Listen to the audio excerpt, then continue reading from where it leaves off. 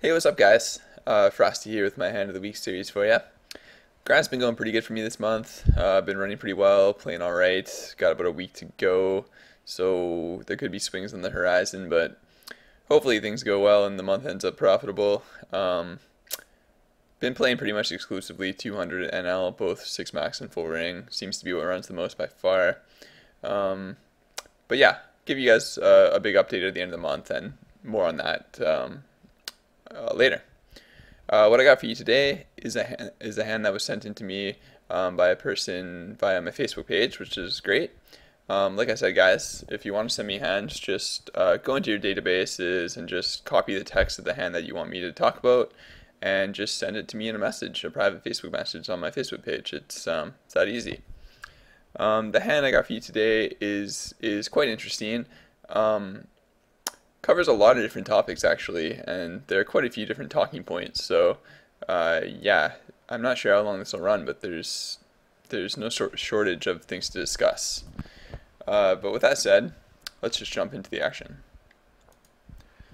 I'm gonna get an open from under the gun, call in the cutoff, and it's gonna fold around to us in the big.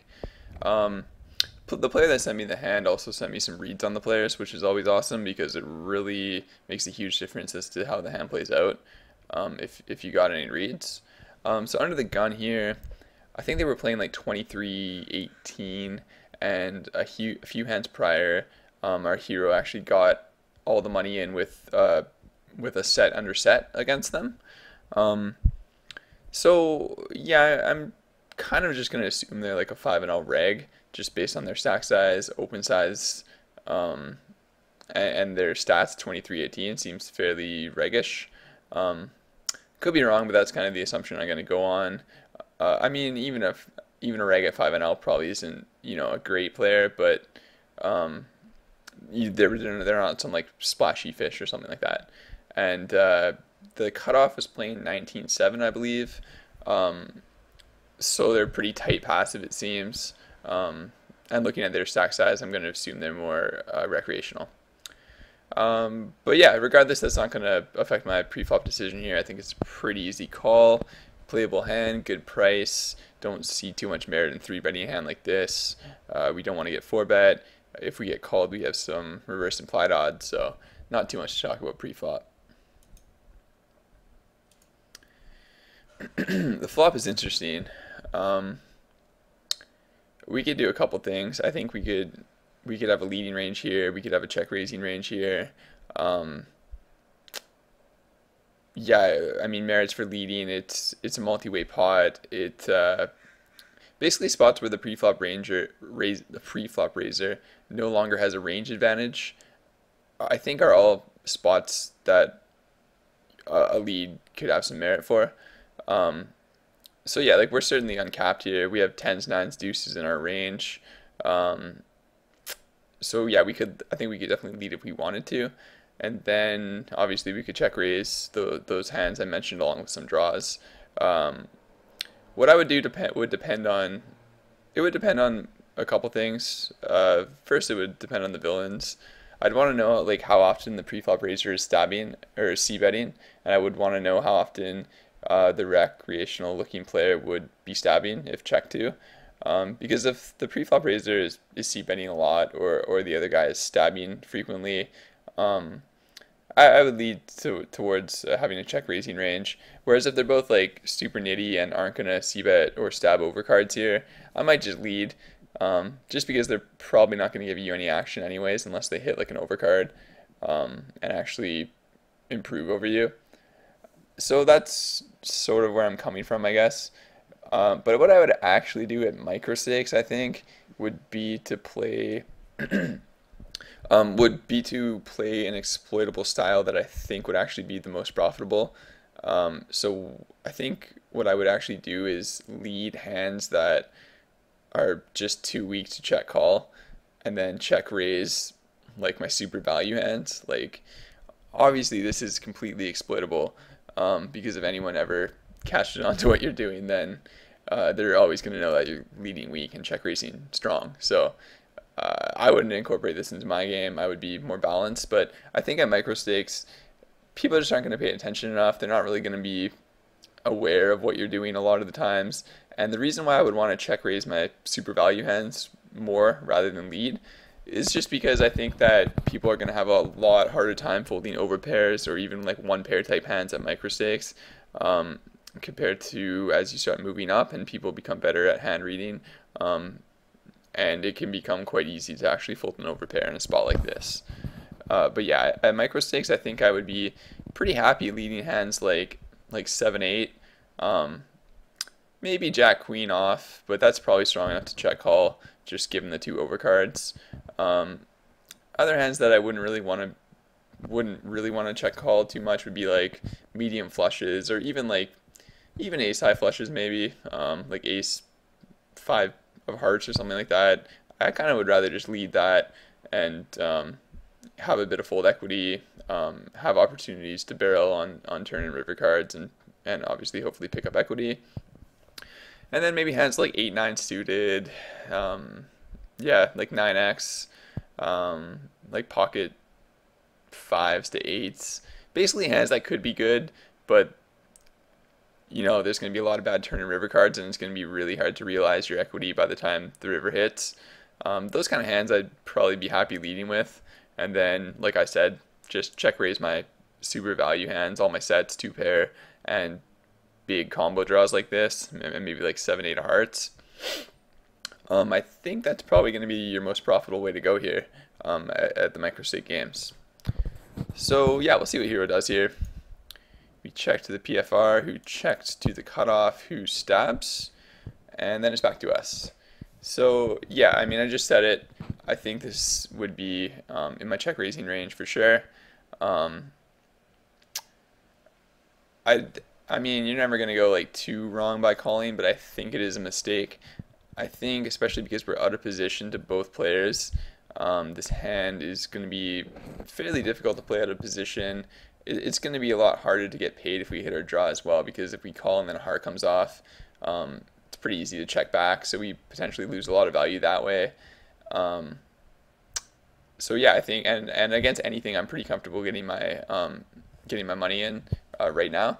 So yeah, I think it's by far the best play to go for a check raise here.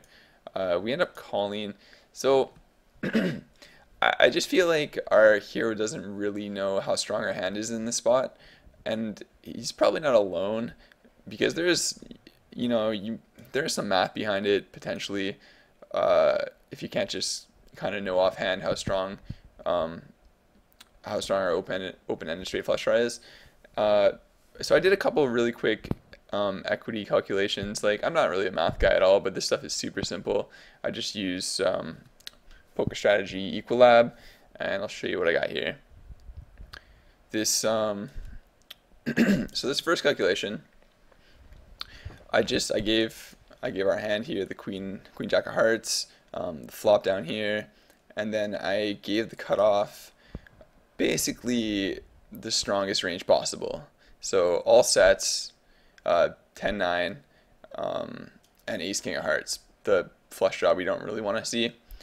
And even against the strongest range possible, we're still basically a coin flip.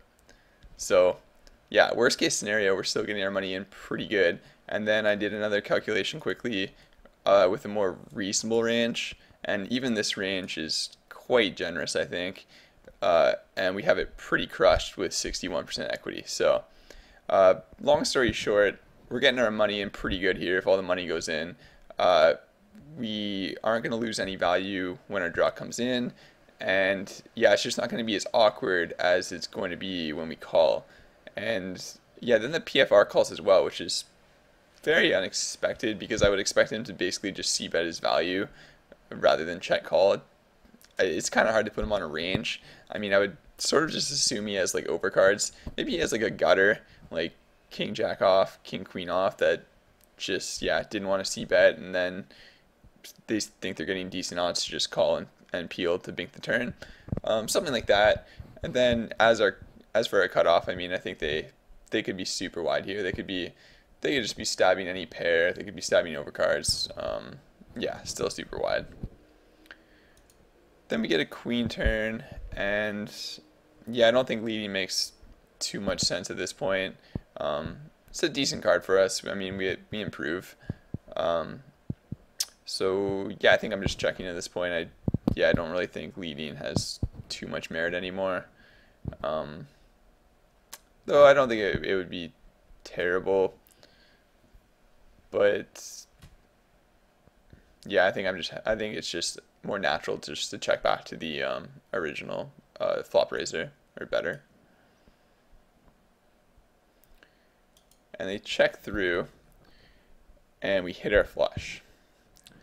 So now this is also a fairly interesting spot because, again, we have a couple things we could do. We could go for the check raise, or we could just lead out ourselves. It looks like both players are pretty weak at this point. I think the cutoff, at best has just a one pair type hand on the flop, and I'm still not too sure what to make of the pre-flop raiser's range, but yeah, maybe he had a queen, maybe he still just has ace king. I don't think he can be that strong, but you never know. Um, but anyways, I think given the fact that the turn was checked through, I think I just like a lead on the river here. Um, I think our hand is obviously strong, but I'm not even sure it's strong enough to check raise, to be honest. Um, it's just really hard to get called by worse because, yeah, we have a queen high flush, but we had the queen and the jack. So if we check raise, we're basically hoping to get called by like an 8 high flush or lower. So I don't know if check raising has a lot of merit. Um, and if we lead here, we can also, we can choose our bet sizing. So we could bet like 3/4 pot, rather than check and have somebody bet like a quarter pot or something like that. I mean, if they bet a quarter pot, maybe we could go for the check raise, but you know what I mean. Like, we're not stuck calling like a smaller bet amount. Um, but yeah, I mean, mainly I think just given the fact that the turn checked through, I'm probably just going to put in a bet here and try to get value from a one pair type hand that would otherwise just check back again. But we choose to check, and it's really weird that the PFR bet, like I said, I'm not really sure what to make of his range, and he goes half pot, which makes it very tempting to check raise here. So I don't really blame our hero for doing it. But again, I think it's pretty tough to get called by worse. I'm not really sure what to make of what he has, the PFR here. I mean, you think he would, unless he has a flush himself, he would have just bet the turn with anything strong. Maybe he had like king queen and just like hit a pair on the turn and just checked it. That could be reasonable. Maybe he has the same hand, queen jack off or something, but it's just weird because I would expect him to basically bet his whole continuing range on the flop. So yeah, I mean, you have to realize that people aren't playing as you would play at these levels, though. They're just, they're making mistakes all over the place quite often. So yeah, even though I can't really put him on a very narrow range, I don't think that he can call with worse here very often. So I think first of all I would lead the river, but if I didn't lead, I think I would probably just check call because I think it is just hard to get called by worse. Like there is certainly the chance that he's playing a bigger flush like this, and maybe just, yeah, maybe he had like ace four of hearts and just thought the flop was thought the flop like hit both of our ranges pretty hard, so maybe they thought they didn't have much fold equity, didn't want to get raised. I think that's certainly valid. So yeah, I think I would check call here, but given their bet sizing, I don't completely hate a check raise just because it looks pretty weak. But I mean, it comes down to the same thing I've been saying over and over. I just think it's really tough to get called by worse, because we block a lot of flushes basically. Then it gets really weird when villain like min clicks it back on us here. I mean, this is obviously a pretty sick spot. For that price, I just don't think I can fold. I basically just have to hope that they're overplaying a hand like king jack, or that they do have a lower flush, or that they're just completely spazzing out. Maybe they have like the ace of hearts. Maybe like they could have maybe like ace of hearts, king of clubs, or something like that, and they're making some ridiculous rebluff. But I mean, I wouldn't expect that based on that sizing. This looks pretty nutted to me. So I'd probably just call it based on that sizing, but I wouldn't like it at all, which, yeah, brings me back to why I would much rather just either lead the river, and to be honest, probably fold to a raise. Just given the action, it would be, I would expect like hardly anyone to bluff. I mean, it would have to depend on sizing, I guess, but yeah, I think leading would have been best, and then otherwise I would have just check called. And our hero shoves, which, yeah, I don't like at all. I think it's just a big overplay of our hand. I'm sure he's not alone in making, he or she, I'm not sure, or yeah, I guess it's he. I'm sure they're not alone in making this what I would call a mistake. But because I think a lot of players at micro stakes are just valuing their absolute hand strength too much and not considering its relative hand strength. So, I mean, all I mean by that is you look at our hand and we have a queen-eye flush, but then how does that compare to our villain's range, who bet, got check raised, and then re-raised us again? I mean, that's a super strong range at this point. You know, you basically have to put them on a super polarized range of the nut flush, maybe a king-eye flush, but probably just the nut flush or bluffs. And if they're bluffing, well, they're obviously not going to be calling a shove anyways. So you're really just basically burning money here by shoving the extra couple bucks in, I think. And you pretty much just have to hope that they're bluffing, or you basically have to hope that they overplay a lower flush themselves, which again could be possible. But going back to the fact that we block the queen, we have the queen and the jack blockers, there's just not enough low flushes that, especially that would open under the gun. Like, unless you had like 7-8 of hearts, which is, you know, a pretty big favorite to bet the flop, there just aren't enough flushes in my mind to justify this. And yeah, they do have the nut flush. So didn't work out for us, but it was certainly an interesting hand, and hopefully lessons can be learned. Because like I said, I'm sure our hero is not alone in making plays like this, and it's not just the river play. I think every street is quite interesting and worth talking about. So yeah, I hope you guys enjoyed the video. As always, feel free to leave questions and comments in the comments. And yeah, feel free to send me in hands if you would like to be featured on a hand of the week. Anyways, that's all I got for you today, guys. So have a good one, take care, and good luck at the tables. It's been Frosty.